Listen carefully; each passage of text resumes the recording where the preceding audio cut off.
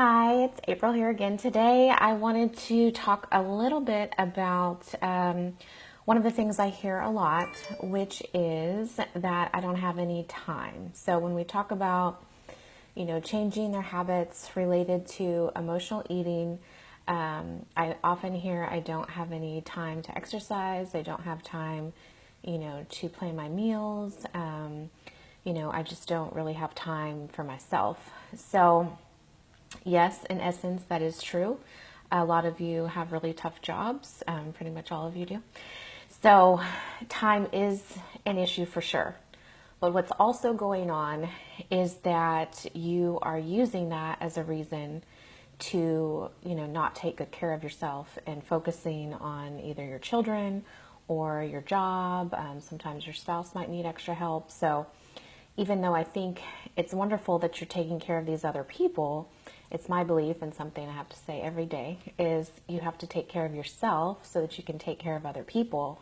And that's one thing that we tend to forget. So I know time is one that feels impossible, but I have seen people, no matter how many hours they work in a week, find time to exercise, to plan their meals, and to be able to take better care of themselves. So again, one thing I do think is really common is if you're not getting enough sleep, that you tend to crave like high fat, high sugar, donuts, sodas, things like that, because you're just trying. One of the ladies in the group said that she eats just to stay awake.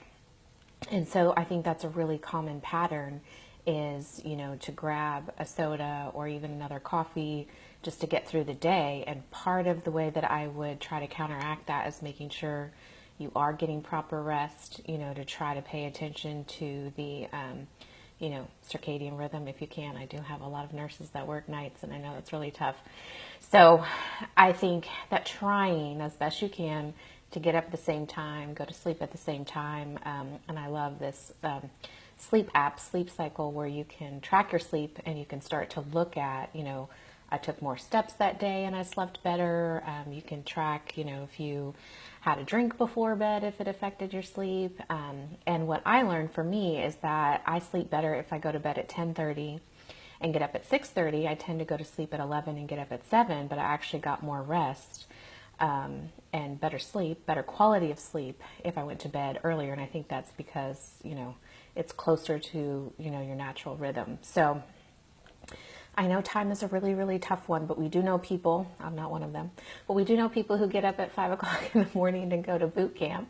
What I do instead is, since I'm self-employed, I do try to work my schedule the way that I want it. So what I do is I try to go on Tuesdays and Thursday mornings when I'm not at work and go to spin class. But there have been times in my life, even this summer, where I had more time with my kids and I was home and I thought I was going to have more time for exercise, and it was the complete opposite. Being home with the kids made it so much harder because I had no structure, no schedule. So the other tip I have is to actually write it in your planner, put it on your phone, put a reminder.